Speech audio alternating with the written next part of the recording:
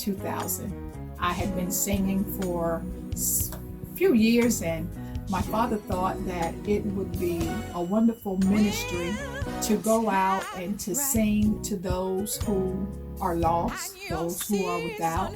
And I might add, my father was also an evangelist, so he had done street ministry. So I was pretty used to, just singing in places where people couldn't give you anything, or you didn't have to dress up, so to speak, to sing to them. It wasn't a platform of bands and sequin dresses or nice suits and designer shoes. It was just you extending your talent or your gift to someone else.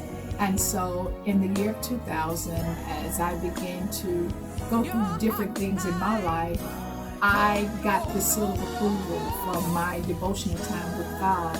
And God just spoke to me and said, hey, you go where no one is expecting anything but what you give them.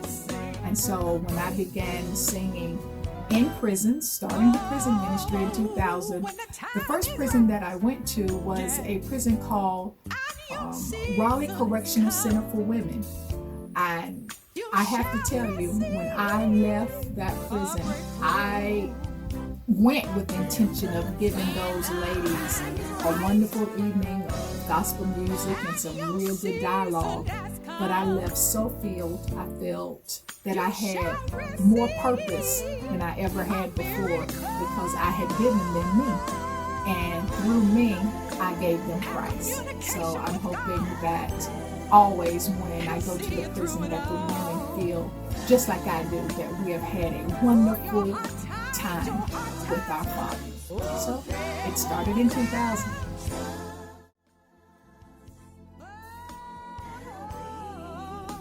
My sister's house came about, I would say, in the year 2013.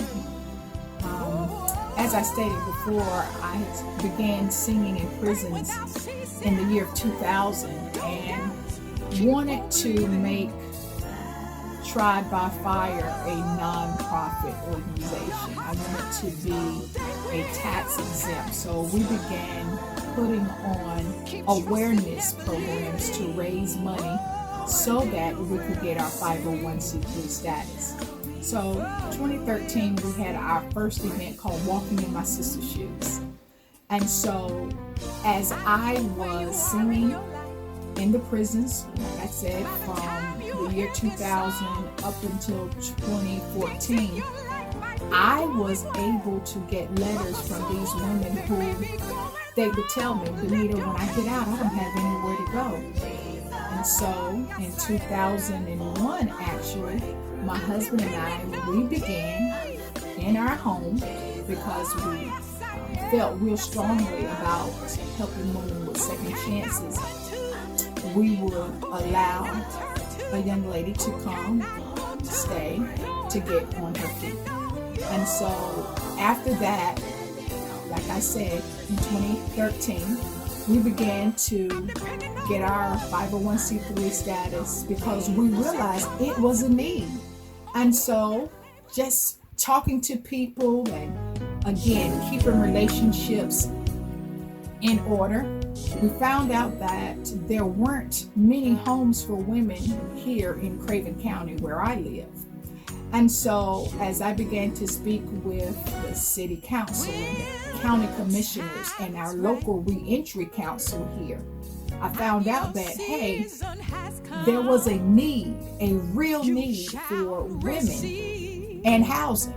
Because once a woman comes out of prison, the one thing she needs to qualify for resources is an address.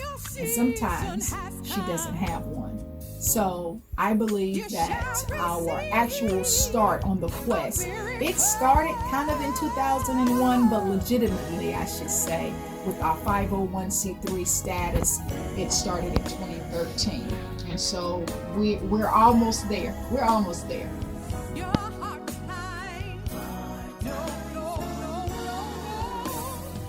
Has it been challenging? Oh my goodness, yes, it has been extremely challenging, but it has been worthwhile. I'm finding out anytime you do something of this capacity that is bigger than you, it's going to require a lot of hands, a lot of boots on the ground, so to speak.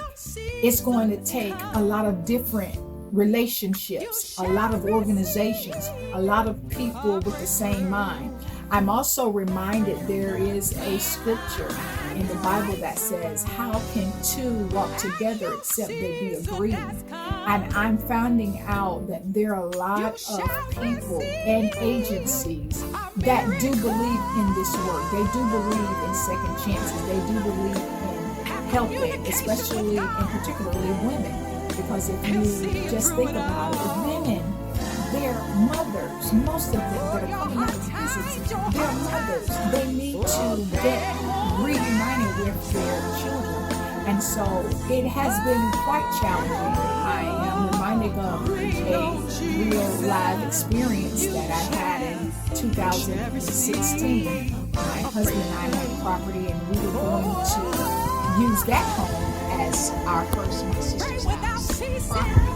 And I went and did everything that I was asked to do. And when I went down to the city hall to do a Alderman meeting for the hearing that is the policy and procedure here in our community, I saw so many people from my neighborhood who had once told me they were all in. How can I help you? We'll be right there to help you. And on that evening, to my surprise, they changed their minds. Unfortunately, I didn't get the result that night. I returned. And since that night, 2016, we were donated a property in 2019.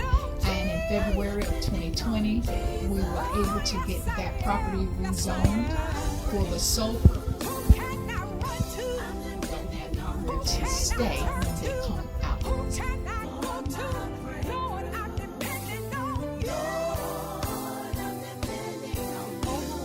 The mission of Try by Fire Inc. is to help hurting women. Now, my sister's house is just one component of helping hurting women. There are times when women who may have children don't have their rent for the month or may be short their light bill.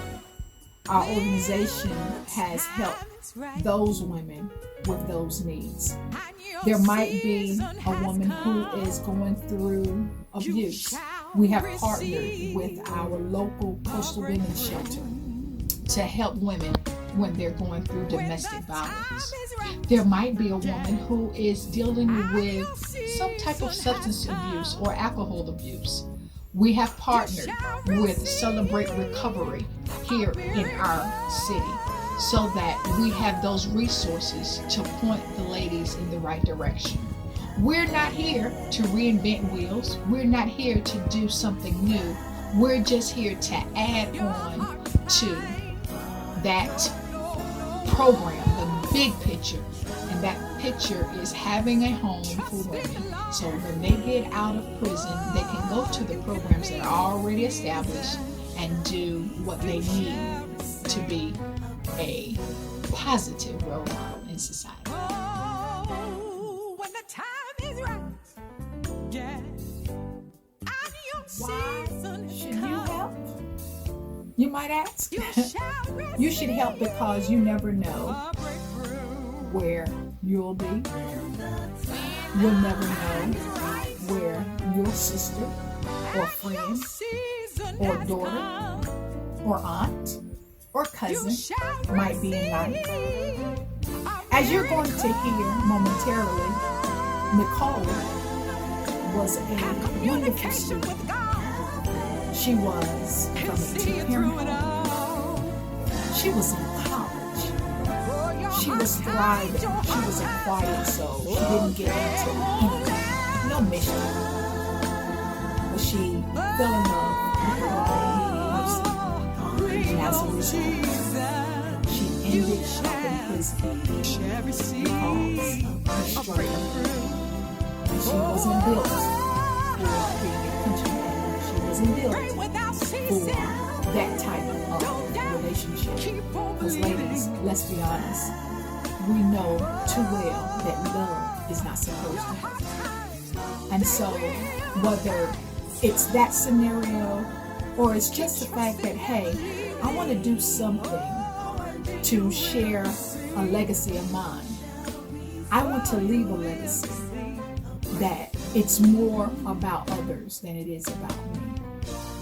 I want to be a part of this organization who gives women a chance, another chance.